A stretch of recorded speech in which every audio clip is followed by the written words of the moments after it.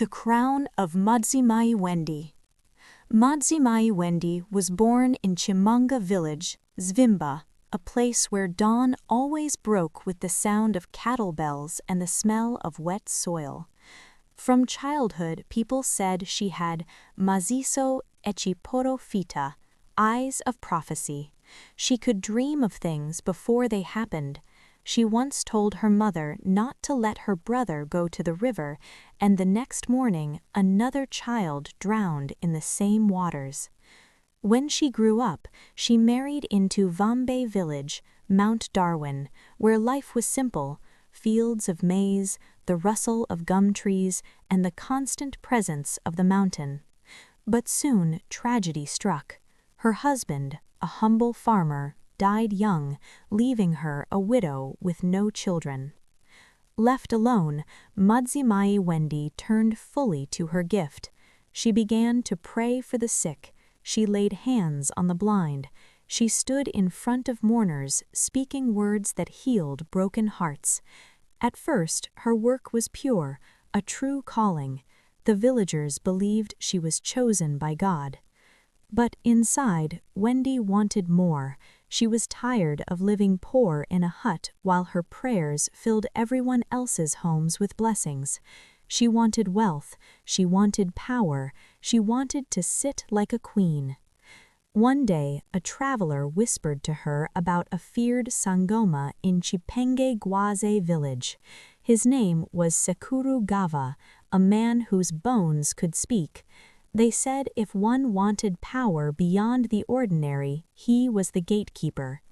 So weMweya Wendy traveled, alone, through dust roads and thorny bushes until she stood before Sekuru Gava's hut. Bones and skulls hung from the roof like ornaments, and smoke rose from the doorway. Sekuru Gava looked at her with a knowing smile. "Wakagara nejipo jvako. But you are still small," he said. "You want people, you want riches, you want to be queen." She nodded. The old sangoma gave her a strange instruction wrapped in a motto: "Dzokera kumusha, isa corona pamusoro, vanhu vachauya." Return home, put on your crown, the people will come. When she returned to Vambe village, she fashioned a golden headpiece, her crown, blessed by Sekuru Gava's charms. The day she wore it at a gathering, everything changed. Crowds came, from Chimanimani, from Mutare, from villages hidden deep in valleys. People carried goats, chickens, even money. The blind claimed they could now see. A barren woman carried a child 9 months later. A crippled man stood and walked. Miracles bloomed everywhere she passed.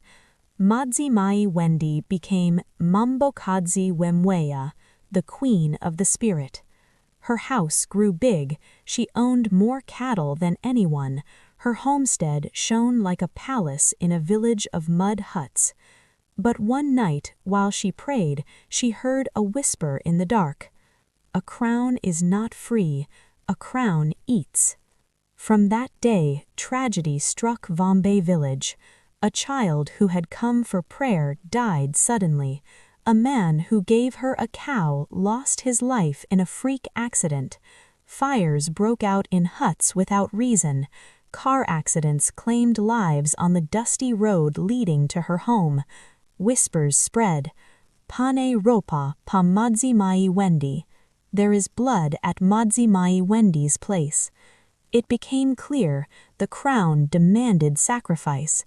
Sekuru Gava had never told her that her miracles would be bought with blood. The more deaths, the more her power grew. She was trapped. Each funeral fed her name.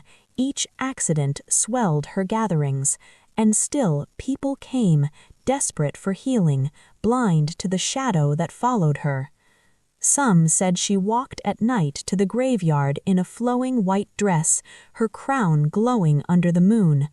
Others swore they heard drums and screams rising from her homestead when the village slept.